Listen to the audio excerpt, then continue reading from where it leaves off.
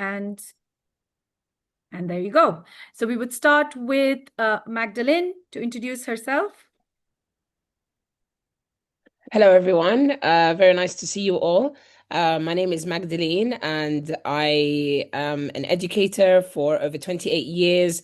And at the moment, I am co-founder of Pulse Ed, which is a professional development platform and a place where educators connect. We are by educators for educators learning together. And it's lovely to be here. Thank you for the invite. All right, moving on would be Chardae. Great. Hi, yes, I'm Chardae. My background is in psychology and child development. I also have about 10 years of experience working in different international schools. And more recently, I support Korea with online safety and digital well-being in the Middle East. Thank you so much, Chardae, for joining us today. Next, we'll move to Ashiya. Hello, everyone. Nice to meet everyone here online. I have been teaching in the field of education in UAE from the past 4 years now. And recently, I have shifted my research work with Responsible AI Trust, where I'm learning about also like researching on the field of education and academics, how we can bring the frameworks and policies, keeping in mind responsibly, like keeping the safety and responsible use of AI. Also, I'm a research member group for Center for AI and Digital Policy from last January. So yeah, it's good to be here with among discussing this in the platform. Yeah. All right, we'll move on to Parven. Hi, thank you so much for having me here. I am based in the UK. I'm the founder of Kids and Clicks, where I basically help parents, teachers, safeguarding leads, and youth workers keep up with the latest online safety news and trends so they are all more aware in terms of what our children might be experiencing online. I do plenty of online safety talks covering a wide range of topics from understanding AI chatbots, misogyny, incel culture, whatever is trending, and anything that, parents and teachers need to keep themselves up to date with. Okay, and then we have Kholoud. Hello, everybody. I don't know what's going on with my camera. I'm Kholoud Amer. I'm a physics and chemistry teacher. I was in education field for 32 years. And I also have the honor to be in part of the Pulse Ed, and we are trying to enhance education everywhere, helping all the teachers to have the best of education because of what we have nowadays from innovation, AI, all these things. And also, I'm an IDU coordinator in my school in IB schools. Thank you so much for that, Kholoud. And that's no problem with the camera issue. We are educators. We have been there, or we have had the experience of having either tech failures or any kind of mishap, but we always adapt. And that's the best thing about being in the education field. It's about adaptability. All right, moving on. So we start with policies. We have lots of different new research coming up about AI and online learning. And safety is one of the biggest umbrellas under which a lot of research is being done. Now, I want to direct this question to Magdalene, and I want to ask you, as you had leadership experience, you still are facilitating with a lot of policy building. Under leadership perspective, how can AI implementation strategically within the curriculum you can implement, but at the same time maintain robust safeguarding practices? What would be your take on that? Absolutely. Thank you very much, Rehana. So, I think the key word here is strategy. So we have to strategically implement any AI curriculum reform with its policies. So I think from a whole school approach, it needs to start with purpose, not just use AI randomly. And of course, teachers are our most amazing asset, and they're very, very creative. However, that creativity really does need to be aligned with a school policy. And I think as well with AI, it needs to really start with, for example, the computer science department, the IT department. They need to talk about AI literacy, safeguarding, so that everyone is talking the same language, including the students. So it really sits with them at the start before it gets rolled out into the other departments. This makes sure that students understand how AI works. They understand the language that is being used, its limitations. They will understand about bias and misinformation. All of that really does start with the computer science or data department.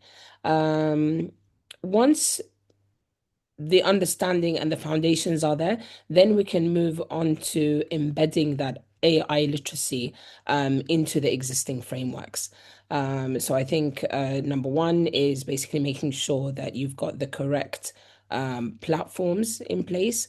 Number two, making sure that the computer science department really does take a lead on this so that everyone is speaking the same language and they understand the skeleton, at least, of the AI usage. And then finally, we can align our AI implementation with the safeguarding policy. We need to look at existing policies that are happening in school and then just align the AI with it rather than having a fresh new policy altogether. That's really, really interesting. Moving on from that, we have, of course, from policies, we need to think about the scaffolds that we have to have in place within the curriculum design. So having said that, how do we, Ashiya, if I can ask you to help us with this one, how do we embed AI literacy within the curriculum and then ensure students actually understand, access, and have the opportunities that will allow them to progress in their learning, but at the same time, the risks of AI-generated content, including deepfakes and misinformation, are also part of those protocols we have in place and safeguards we have in place to protect students? Yeah. So according to me, I think the most important thing is schools need to move from awareness to a structured implementation. Like, first of all, AI literacy should be embedded across subjects, not only particularly confined to computer science or ICT domains, but it should be like going hand to hand with different subjects as well. So all the educators will be involved in that making of the framework in the policy making. So everyone will be aware of it, of that. And secondly, the school should initiate the mandatory exercises like to detect deepfakes and misinformation. The schools has to first understand how to initiate the exercises or implement it in school, where students compare authentic authentic and AI generated content and the sources from where it is generated, and the proactive verification strategies, such as we can consider it as one will be like cross-checking the original sources. Also, the reverse image searches, which actually brings out the original source of the image which is being used. So it's not that AI generated images. So that has to be implemented very proactively in schools. Thirdly, or we can just importantly say that institutions must develop AI usage policy that includes disclosure of requirements. So it will be like guidance on safeguarding the data sharing and policies, and whichever is given out in the net should be responsible by everyone who will be using the AI tools in schools. So by combining it, obviously, this cross-curricular integration, practical verification skills, and clear policies, obviously, according to that way, schools can ensure that students understand the correct use of AI. Yes. Thank you so much for that. Moving on, when it comes to digital well-being, that's a big topic of discussion right now, especially with young children accessing so much of these digital platforms that we have. And I would like Chardae to help us with this one. From a digital perspective point of view, what's the most important and most immediate emergency matter that needs to be discussed? The risks that are there, that's currently affecting students in, let's say, secondary school, particularly, because these are the ones who have high accessibility to online and digital platforms, particularly in relation to, let's say, social media, AI, and gaming. Great. Yeah. Thank you so much for that question. And we absolutely are hearing so much about digital well-being, and how AI can be involved with that.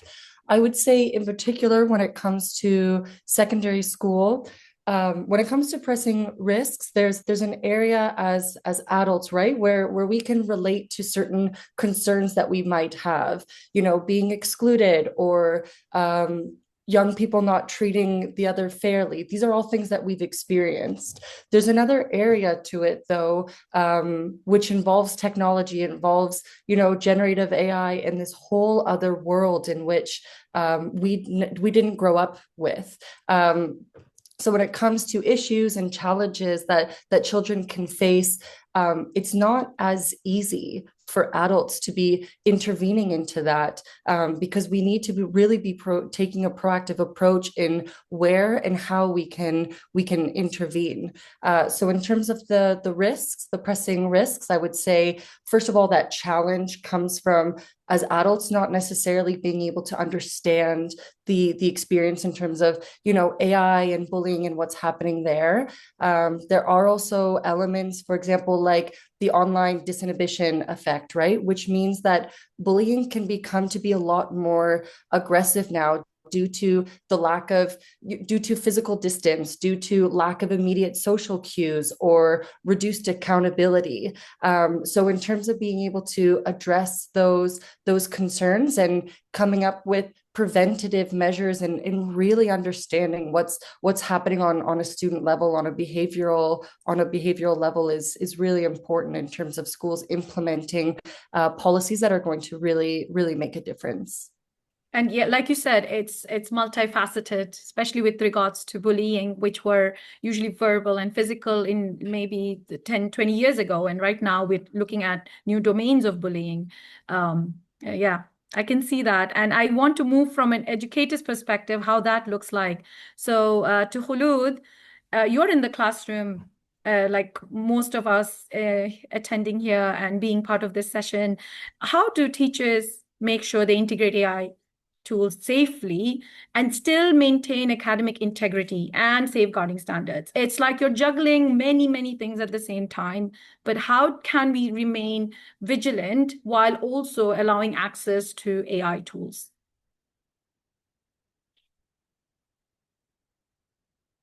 You're muted, I think. And that's another thing that we have It's okay now. when it I'm comes sorry, to I'm sorry. digital. Okay. It's okay. Okay, in the classroom, the safest approach is AI is a tool for process and not a shortcut for the product. So I frame the AI use around three non-negotiable points. The first one, clear AI boundaries, and this is the traffic light model where we have green, amber, and red. The green one, which is allowed to be used, which is brainstorming, planning, generating practice questions, language support for non-native speakers, checking clarity, generating feedback templates. Amber, summarizing, rewriting, coding supports, analyzing suggestion, allowed only with evidence of a student's thinking and disclosure. The red thing, which is not allowed in my class, is submitting the AI generated work as a final, and generating citation without verifying the sources. This producing, or for example, producing media of real people without consent. This is the first point. The second point, the disclosure and the process evidence. I required always an AI use statement between 2 to 3 lines. They should talk about the tools that they used, the prompt, what changed, what was the student's work. Students attach, for example, a draft or thinking steps or annotated screenshot. This makes integrity visible without turning it into a policing exercise. The third point is safeguarding and privacy by design. Students never enter personal data or identify any information that is private into any AI tools. And we avoid tasks that encourage them to upload photos of real people. I also use teacher controlled accounts where possible and teach students to treat AI like the intended, like for example, helpful but not private. That, how do we deal the internet? It's helpful, but it's not private. So the message here about this question is, if I can't see your thinking, I cannot assess it. So this is how I put my boundaries and the learning journey with the students in the class.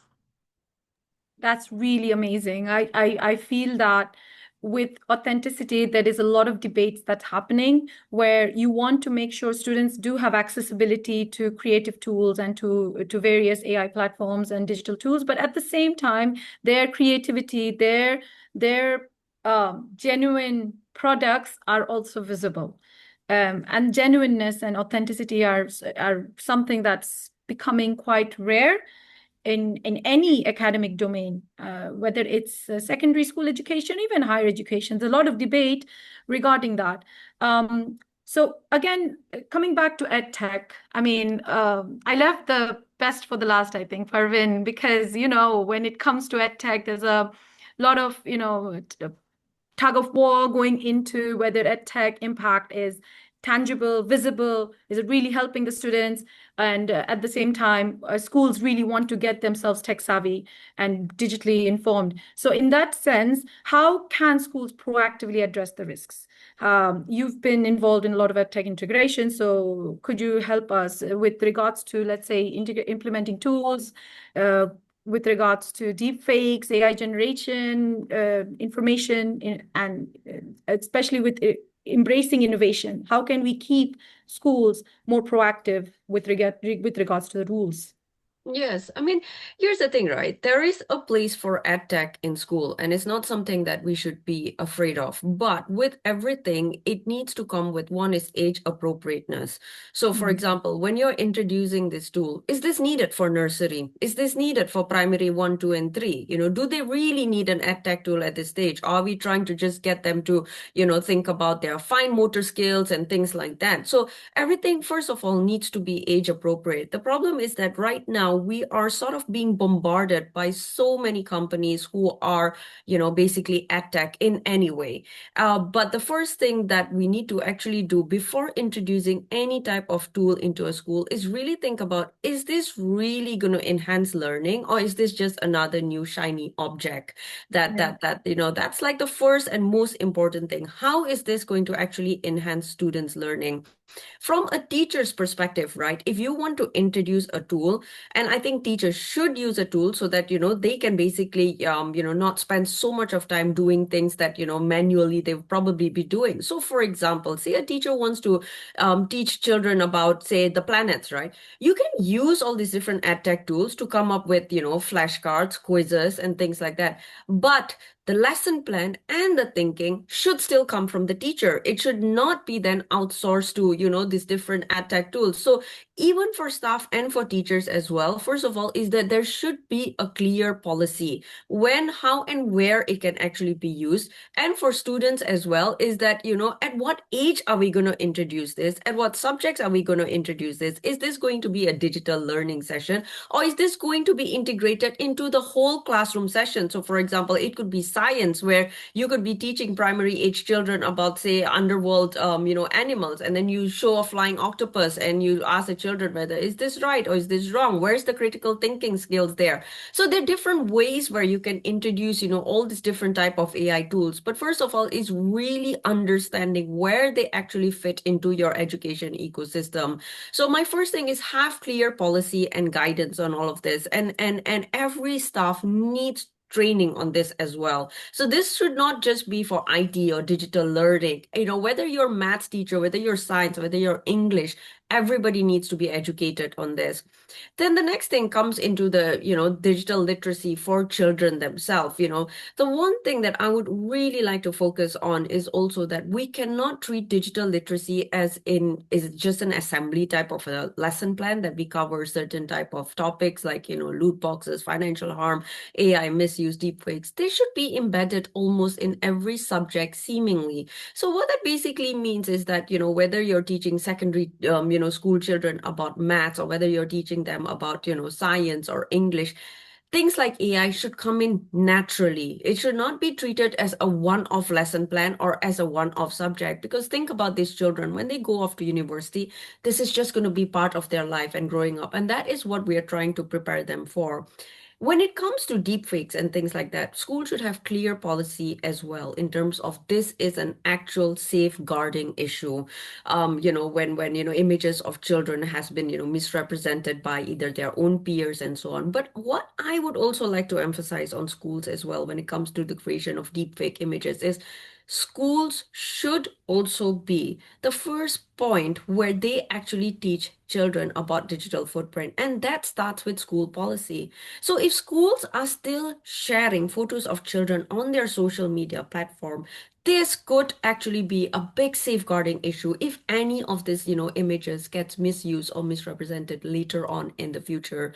So if schools are teaching children about, be careful about what you post, be careful about where you post, the first thing schools should actually do is don't post photos of children. Yes, parents could be given consent. Usually parents are basically, informed that, okay, do you consent for your children's photo to be used on social media and things like that? A lot of parents would say yes to that, but are they informed about the actual risk when it comes to this? The thing is that the way the online world is going right now, what we had 3 years ago is very different than what we have now. And very important for schools to keep up with these trends, to keep up with these changes, and to be able to be adaptable in terms of their policy, keeping up with the risk. Because at the end of the day, look, schools don't want to be liable for things like, deep fakes and things like that coming out of their own either website, social media platforms, and things like that. I understand that we want to celebrate achievements. I understand that, that could be a proud moment for a child when they see their image out there.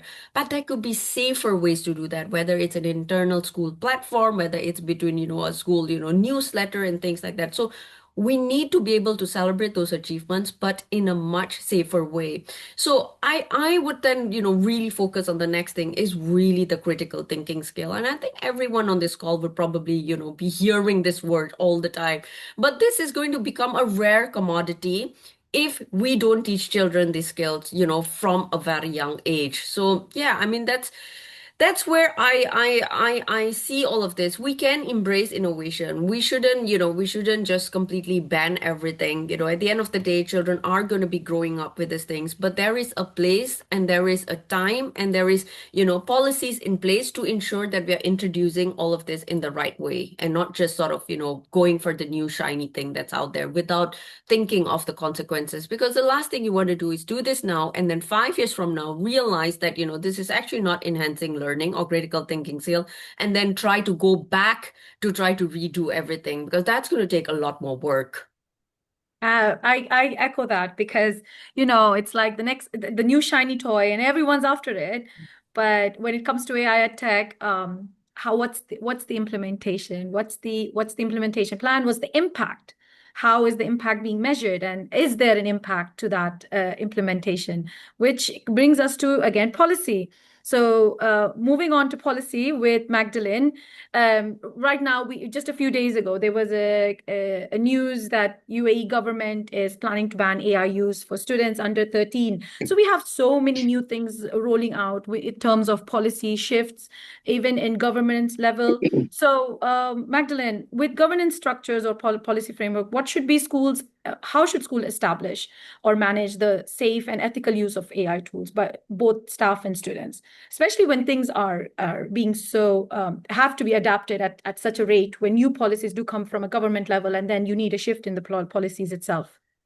Yeah, thank you, Rahana. So definitely, I think as Parvin was saying, it's a balance.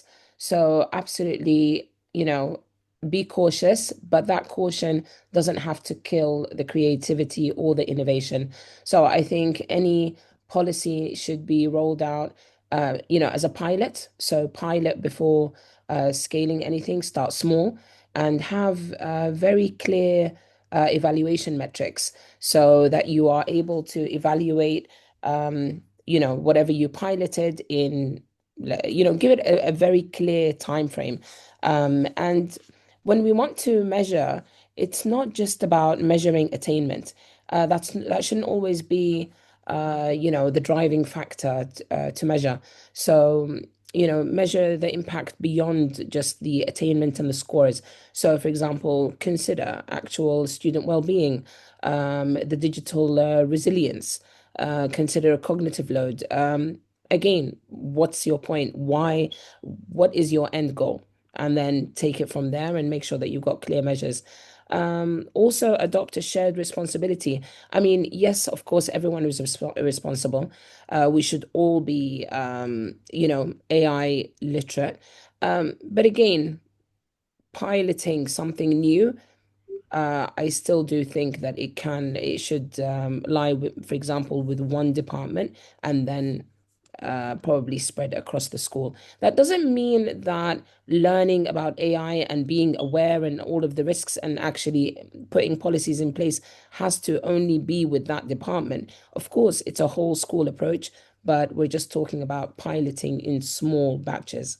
I think, again, AI safety is not just, safeguarding leads responsibility. Everyone is responsible. And I also think we have to maintain red lines. So as Ms. Kholoud, mentioned, she's got her red lines in her classroom. That should be adopted across the school. So make sure that safeguarding risk is very, very clear. Make sure that that you are transparent about data and that you aren't just putting unnecessary data into AI.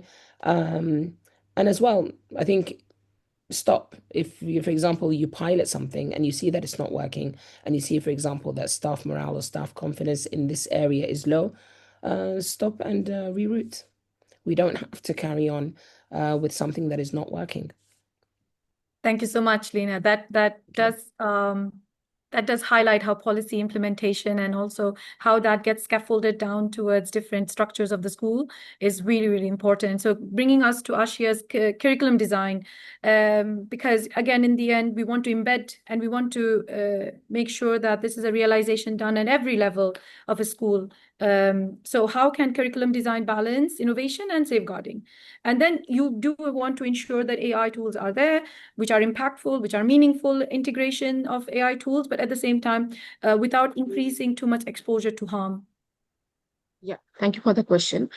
So obviously, like schools need to, as everyone has mentioned here, we also know that schools need to maintain a balance between innovation and safeguarding by implementing the structured safeguarding policies, and also to know how to use all the scaling of the use of AI tools.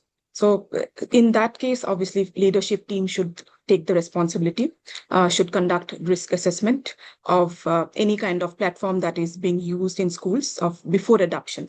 So that has to be like scrutinized and checked properly and evaluating the data privacy. So what data are passed on through any kind of platform that or any kind of medium that has been used. Also, it should be like age appropriate, suitability should be there according to, as we can see from different levels of stages of students, they also grow along with particular skills and adaptability. So according to students also, the tools and the platforms also should be adapted same way according to age appropriation. So that is the first thing, leadership team should be responsible for that. And we can say the second thing will be like schools must create tiered access, as we have mentioned that younger students should be used restricted use of certain tools which should not be available for everyone. They should know. And before that, I think teachers and educators should be mentoring what platforms they have been available or made available in the school domain or in the network as well. We can restrict that through different kind of IP domains in our school. while older students, or we can say mid-level or secondary level students, may be given broader platforms or broader tools, but under strict supervisions. That supervision should be go hand to hand. We cannot be given the open access to any kind of tools. Also ongoing monitoring and feedback policies that goes on in schools will be helping us if in case of any kind of problems that is faced by students which are not been accessed or which is not been identified by the school management. In that case also, we should have that monitoring policies and feedback platforms. So by that also we can maintain or restrict any kind of we can say that any kind of emergency situation that happens using these tools will be like restricted a lot amount of time if these policies are taken up. Then we also know that with the evolving technologies, different kind of policies should be amended. So in that case, obviously, schools should be having that platform where the evaluation of regulations that actually impacts the social impact should also be regularly be checked, and in the long term, what consequences of AI adaptation will bring on. Keeping in mind that always the human-centric decision should be always be taken, where empathy, the students should learn about the empathy. Students should know about the giving more importance to the decisions where it will be benefited to the environmental impact as well. They should be knowing about it, like how it is giving a negative impact when we are using the AI tools in a longer period, or if we are more dependent on the tools. So what will be the negative impacts that will be coming on with us, and as the future leaders, they will be like leading us. So in case of any kind of decision making where there is total kind of critical thinking, we can say that whenever a decision should be taken with the help of critical thinking, but because of the dependencies of these tools, will be impacting a lot in the further in the future generations. So that should be made much from the early stage only we should be keeping those things in mind to the students. Obviously, from that way, I think we will be like able to restrict a lot, especially during crisis or emergencies. That's a really insightful message that you have given us, and lots of things to think about, especially with regards to having those protocols in place when there are emerging incidents, and having those clear pathways embedded and also integrated within systems. Now, again, I go to Chardae, and again, it's about well-being. Practical strategies, Chardae, or with regards to technologies that can be implemented by schools to monitor risks while still promoting trust. I know in Korea you have a lot of sort of tools, and you do a lot of work in this field. So how do we say we have these monitoring systems in place and still promote trust, autonomy, and healthy digital habits? Yeah, absolutely. Thank you so much for the question. I think it's a really important one to address in terms of exactly acknowledging these strategies and the technologies, because trust at the end of the day is going to be what's the most important thing to have effective policies put in place. When it comes to British schools in particular, with KICSI, for example, they're very open and upfront with saying filtering and monitoring policies, they need to be in place. So these policies, they can't be avoided. But of course, the challenge that comes with that then, in acknowledging that these schools require these tools, is right, well, how are you going to filter then without surveillance? And we've commented on it already a number of times in this conversation. But trust is so important in order to be able to really get the students to get their willingness and their understanding of the policies that are affecting their everyday lives. So practically, what does that look like in terms of strategy? It looks like schools not overblocking, not being punitive, but really looking for student feedback as well, so that the students can feel like their voices are really being heard. In terms of technologies, yes, with Korea, we do, for example, we offer a tool called Pulse, which is a well-being check-in. And the importance of implementing traditions on a regular basis, right? Culture requires routines. It requires a certain level of regularity where trust can really be established over time. And schools need to do regular things to place emphasis on that. With Pulse, what we offer is a well-being check-in. It's science-based. It offers a holistic approach to well-being. And while in the first few weeks of implementation, there might be some growing pains, there might be some element of the students asking, well, what's behind this tool? What does this tool mean? And why is this tool being implemented?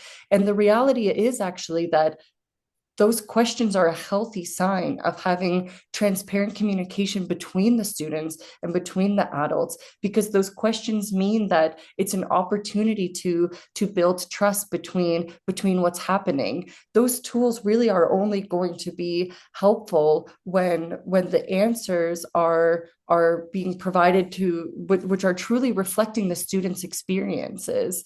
But not only that, but being able to implement and as Magdalena referenced earlier, in terms of implementing successful policies, at one point you also need to recognize limitations that are happening, and it's really confronting in order to do so. But in recognizing certain limitations, that's really where you're going to have the biggest impact in terms of, great, well, where can we place emphasis now? Where can we focus our strategies, and which technologies are going to be most helpful for what's happening for our particular school in this particular moment?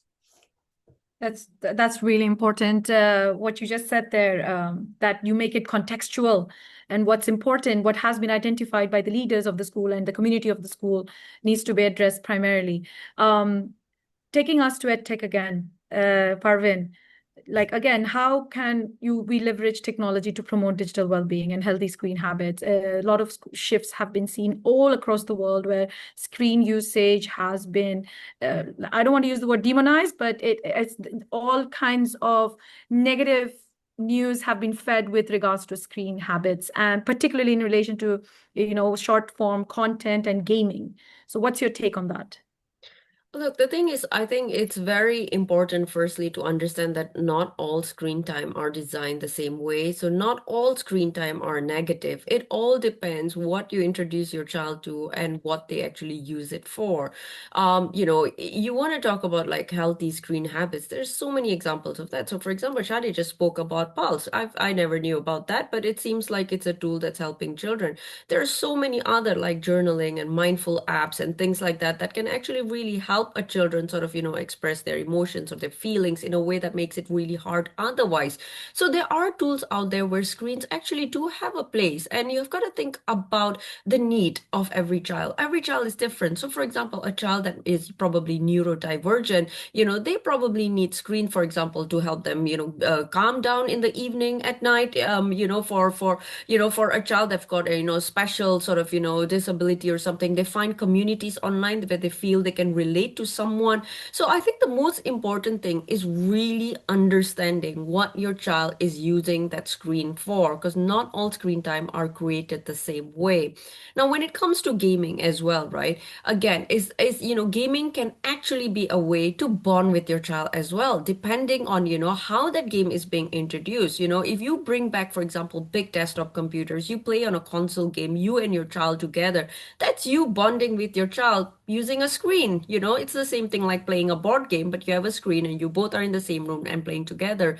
But if you start introducing them, for example, to games which are, multiplayer games where they have in-chat, abilities to strangers, where, there's like, financial sort of, things attached to it, like loot boxes and things like that, then there are going to be negative consequences to, to those type of games if you don't sort of, educate your child on, how sort of, the addictive, algorithms that that's even presented in games as well. So again, at the same time, what I would really go back to is really when you're introducing screen time to your child, it's just being very conscious and being very mindful to what you introduce your child to. When it comes to short form content, right? Now, this is a little bit of a hard one, is what I would say, because the thing is, short form content are designed to keep you engaged. And you find short form content mainly on platforms like, like TikTok and YouTube and things like that. For an adult, I would say even it's hard. Once you start scrolling on these platforms, next 20 minutes of your life is just gone without you even realizing it, let alone for a child. So there are some things where you can't deny that they are designed to engage. They are designed to be addictive. So again, it's being conscious and being mindful to what you're introducing your children to. But I wouldn't I wouldn't classify that all screen time is the same. All screens are bad for your child. Let's ban everything and throw them out of the window. No, I think it's really being mindful to what you introduce your child to.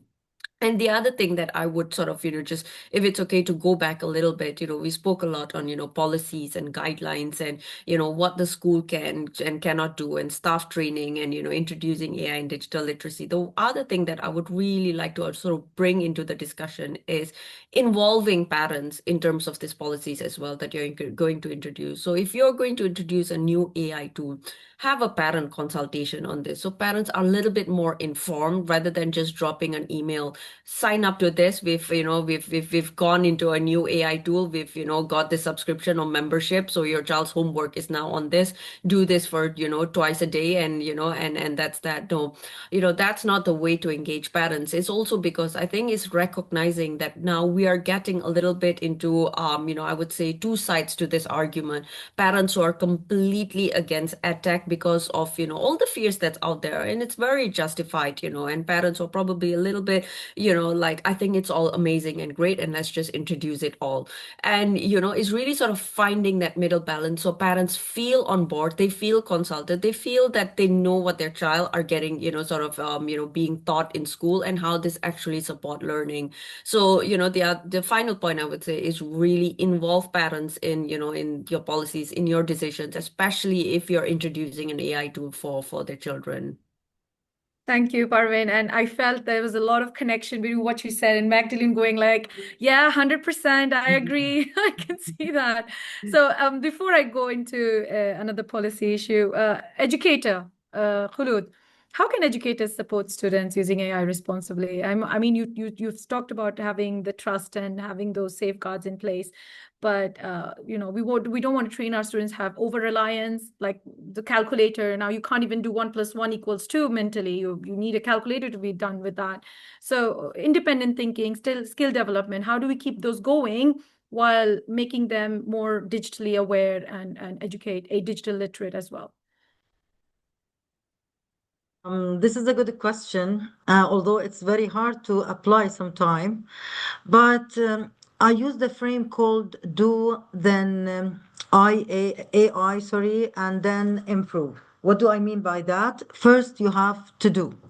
So the students should attempt the task independently, which is, tell them where are their abilities, what are their abilities for this task, and then they can use the AI and use it to generate a feedback or examples or alternative strategies, and not the final answer.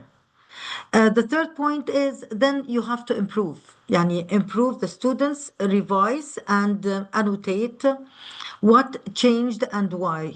This is how they can see where is their learning process going into. And at the same time, we are telling them that AI is here to help you learning, but not to replace your thinking. So also, we build something called like AI friction into tasks to protect thinking. Explain your reasoning steps. This is very important before the final answer. And then you have to require a short oral check or mini conference for the high stacks work. Use process marks, planning, drafting, error analysis, reflection. Teach students good prompt that request hints and questions, not solution. For example, give me three hints, or ask me three questions to test my understanding, or show common mistakes and how to avoid them. Give feedback on my solution. Don't rewrite it. So, in this way, AI should act like a coach. It can guide, but the students must still do the lifting. So, this will help a lot in making them be involved in the learning process and not to alter their thinking by just relying on the AI. I think what I can hear very strongly is now the shift in the teaching and learning is having not the product but the process. I think the process has become more important than the actual product at the end of the learning journey. And that brings us to one of our final questions in terms of policy. Looking ahead, Magdalene, how can school leaders balance innovation and along with that maintain caution to ensure AI enhances learning outcomes and not compromise well-being or safeguarding standards? Yeah. So I mean, it just really does round up what everybody's been saying, and I'm hearing it again and again about, the critical thinking skills. I think what we're seeing as well, with the more and more use of AI is that students are losing that critical thinking skills. So I mean, even what Parveen said about Parvin said about not all screen time is bad. Can we okay, so us as adults, we understand this. Can we actually get our students to understand this as well? So they should be critical in their use. So it comes back to basics. So those critical thinking skills still need to be maintained. And I think for implementing, back to the question, which is implementing policy, I think we need to start with an AI steering group that includes main people like SLT, designated safeguarding leads, again, somebody from the data or the computer department, IT lead. These people need to be involved. They need to be steering AI use and AI policy. I think as well have a dedicated AI acceptable use of AI policy. That comes back to that's even before we start putting AI into the curriculum. I think we should be using existing policies and then explicitly injecting your AI policy into what what is already existing in your school. Maybe that will make sure that everyone actually reads the policies. When you have a bit of AI in every single policy, because it's everywhere. We can't really we can't avoid it. And I think as well have an AI incident policy. Do we know, for example, if there is an incident, are schools ready for that? So if an incident does happen, how do we escalate it? Who do we tell? When do we get the parents involved? How is it recorded? I think all of these things need to be looked at by that steering group first before any AI even enters the school. Okay, I'm just being very aware of the time. There's so much to talk about, and I'm so sure that all of us have it. But just if we can kind of make our responses in like a minute or so for our next few questions, so we are more aware and more mindful about the time we're using. So everyone is talking about digital well-being, Chardae. Everyone's talking about impact of AI. Like from your experience working with schools internationally, does effective partnership between school, parents, and technology providers help? And also, how does that look like in promoting digital well-being? Absolutely. Yeah. Thank you so much for the question. So when I'm having conversations with international schools, it's always quite evident whether or not there's an existing relationship between the safeguarding staff and the IT managers, for example. And similarly with that, that's a transferable concept in terms of understanding whether there is a good relationship between the school itself and the parents. Parven as well mentioned, there's a lot of parents that are against ed tech. And with that as well, I think it's really important to highlight the significance of involving parents. And yes, at Korea, we do, in terms of our digital well-being framework, we have an entire pillar that's dedicated to education and engagement. And the entire narrative behind that is doing exactly that. It's getting the whole community involved. So we don't just look at it as the role of IT managers, or it's just the role of teachers, or just the role of safeguarding staff, but we also empower parents. We empower the entire community to be getting involved. Not only that, but of course, the students themselves, getting their voices involved, involving a feedback loop where you can really hear what it is that the students are saying, because when they feel like their voice is being heard, you're going to have their buy-in in terms of really getting involved with the policies that are affecting their everyday life. We do an online safety hub as well, which is a dedicated platform. It's curated for parents, it's curated for educators. And the idea with this platform is that we can empower the parent community, the education staff community, to be facing all of these very confronting concepts that are happening right now with EdTech, with digital well-being, to be parenting in the digital age with confidence, as well as educating with confidence. And in doing so as well, you're going to get a lot less pushback. I think as well, the pushback that is involved is indicative of a symptom that means your parent community requires education. There's something there, because at the end of the day, if you're not getting them involved, they're going to be fighting against the technology that you're implementing. So it's a matter of communicating it and saying, this is what we're doing, and framing it as good news. And once you can educate that community, they're really going to understand your policies and what's behind their policies. But not only that, have aligned messaging with what's happening as home as well as in school. Yeah, I guess that symbiotic relationship would be very, very important, especially in the coming future. Ashiya,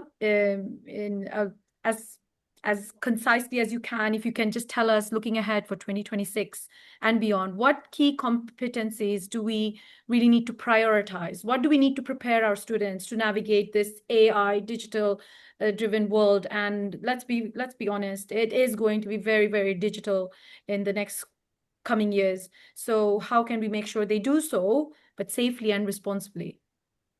Obviously, a very relevant question that obviously comes to our mind for all educators, or in the societal perspective also, we should always keep this question that always triggers us. So as we know that AI systems has become more and more autonomous and multimodal and multitasking, which is also embedded in our day-to-day life, in our daily life. So with that, education is also impacted, and also we anticipate a rapid shift in the in the process of taking this curriculum right away. So instead of reacting to that, I think we should be ready to redesign the assessment policies and how to bring this how we can actually revalue or value the critical thinking and collaboration of humans, especially for the young minds. So that is our main impact. Also, preparing our students for 2026 and beyond means it will be like we should be always focusing on strengthening the unique human capabilities, especially as we can say for leadership qualities, as we can say that also brings the sense of as good citizens, how we can be like responsible to take up the decisions. Also keeping the main thing as environmental awareness. So that will be the I think mostly like concentrated shift that we should always think about the sustainable aspects as well, as we are using like AI different kind of tools. So which will be like bringing students should be aware of the energy consumption and the side negative impacts as well. So as AI education must address the environmental, and any kind of environmental risk that comes in. So with that, I think as educators, we should be having a continuous development programs, which will be helping us to redesign and keep on thinking ourselves also to uh, take our way of teaching more responsibility as well, to show them that as educators, we are also demonstrating not only from their perspective, but from as educators' perspective also. So we should be more be giving giving the platform to be like more like seeing us as an idol for the next generations. Yeah, but it's that modeling that's really, I can Yes. see that really does Yeah. help us, and especially our students to navigate this world. Parven, EdTech, in your experience in adoption of EdTech in school and your communities, you and your association is so involved in this. How can schools better support parents, particularly those with limited digital literacy? Not all parents come from the same cultural background with terms of understanding the digital environment, especially with regards to online risks and working in partnership with the schools. Sorry, I actually have to go right now, but I'll just Right. answer this very Just very, quickly. yeah, if you can. We would love your insight on this. At the end of the day, the way we tell a parent, right, have that open communication, build the trust between a parent and a child. The same thing goes again with a parent and a school as well, is really having that open, honest conversation among a parent and a school as well.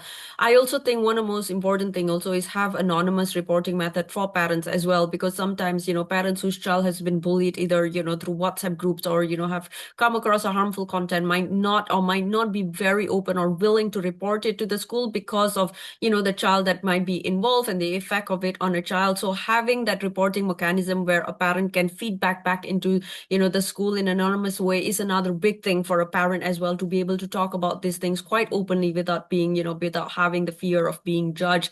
But again, it all goes down to just having that open, honest conversation. If a school is worried about something, talk to the parent. If a parent's worried about something, they should be able to feedback again back to school. Again, it all goes down to these are all just technology, but at the end of the day, we are all humans behind that technology, and that human skill, that human element should never ever be taken away. At the end of the day, these are all just another tool, but we are all humans using this. So we should be able to communicate with each other if we want to build trust and be able to, thrive in this digital space. And it's all about that ownership. Thank you, Parven, for joining Thank us you. today. I Thank know you you. have another appointment, and I would not Yes. keep you any more longer. Thank you, Just to everyone. wrap things, thank you so much for coming in today with the BSME. In a final note, Kholoud, with educators' perspective, we've heard a lot about policies. We've heard a lot about things that are outside the classroom. But tell us, what is AI implementation, how that enhances digital literacy and online safety awareness within everyday teaching practices in our classroom? AI is a daily opportunity to teach digital literacy because it forces the students to ask these questions. What are these questions? Who made this and why? Is it reliable? What is missing? What are the risks of sharing information? I embedded online safety into a normal lesson. For example, source of evaluation routine. Yani always I use with my students the routine that can be applied very easily, which is called the SIFT. S for stop, and I for investigate, F for find, and T for trace, because they have to know, is this real or not? Who's writing it? What do they need by that? Find a better coverage, more reliable sources, and try to trace to the original until they find or locate the primary source or the primary data about this. So they have to use this thing, and also they have to look at the privacy. Many lessons we have to do something like that, where the data is safe to share, and what isn't not to share also, and why. They have to look at misinformation labs. For example, students practices verifying claims related to the subjects that they are studying, context. For example, if there is something like a science myth or historical claims or health misinformation. So they have to know all of this, and this will make the online safety out of one of assembly. Yani, but a skill taught responsibly, like reading or finding a problem solving, using these things, it will be much, much better. All I want to say as a closure for this is in order, if we are teaching AI, we have to say it as, I would look at it as thinking partner with a clear boundaries and evidence of process and verification happens. This will make safeguarding much, much easier in dealing with this type of tools. Thank you so much, everyone. And it's been a very fantastic session, and we're a little over time, but I hope you have enough energy left after this power-driven session to give us a final remark to our audience today. A lot of our educators could not join because, you know, it's a Friday afternoon. So any final remarks to the ones who are present and the ones who have not been able to join our sessions? Magdalene, we will start with you. Hi, thank you very much.